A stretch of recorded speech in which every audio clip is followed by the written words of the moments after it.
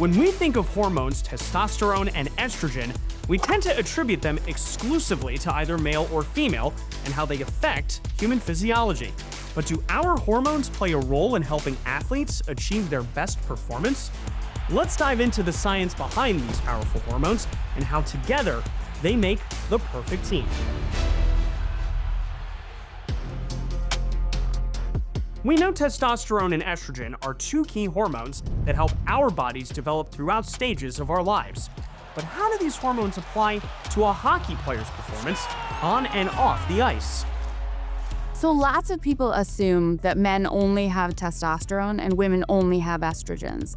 The truth is that everyone has both, and it's just that predominance that's different. In fact, testosterone is actually routinely converted to estrogens, and both of them are critical in different ways for bone and muscle mass.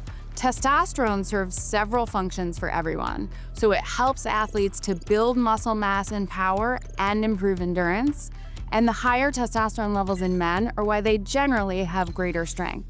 This is part of what helps blues players with that explosive power needed for skating and shooting. Estrogen plays different roles in exercise and strength. While it seems to contribute somewhat to maintaining muscle mass, it also generates more efficient muscle metabolism, and this helps make the muscles more resistant to fatigue. Estrogen's also important for regulating muscle repair and preventing inflammation. So testosterone helps generate those maximal responses during exercise, but estrogens will help with endurance and recovery.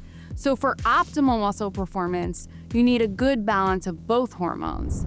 When it comes to bone strength, it's actually estrogen that has the greater effect. The estrogens present in both men and women maintain the bone density to reduce the risk of fractures. So how do these hormones factor into athletic training? So to reach an elite level of conditioning like blues players, these athletes need strength training to maximize the effects of that testosterone that's present. They focus on exercises that'll promote muscle growth and power, like squats, deadlifts, and explosive movements. But it's not just about building strength. Recovery is also key for blues players, especially with such a demanding schedule. Estrogen can help reduce muscle soreness and recovery by managing inflammation and fatigue, making sure players can stay agile and flexible.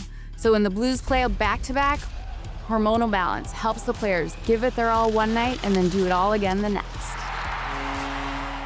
It sounds like a balancing act. Too much testosterone or estrogen can lead to complications, while too little can hamper performance and recovery.